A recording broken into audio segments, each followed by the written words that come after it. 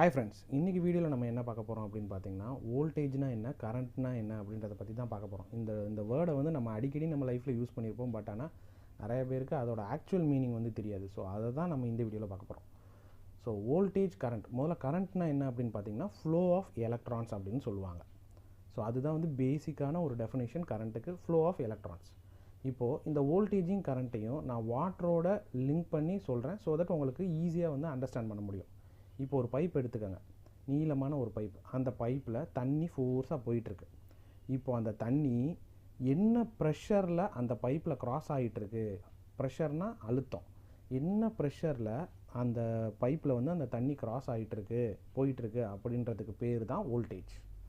இந்த தண்ணிக்கு முதல்ல நீங்கள் எலக்ட்ரான்ஸ் வச்சிங்கன்னா உங்களுக்கு கிளியராக புரியும். ஸோ வோல்டேஜ்ன்றது என்னது, இந்த தண்ணி வந்து என்ன ப்ரெஷரில் போகுது, அந்த எலக்ட்ரான்ஸ் வந்து என்ன ப்ரெஷரில் வந்து போயிட்டுருக்கோ அதுக்கு பேர் தான் வோல்டேஜ்னு சொல்லுவாங்க.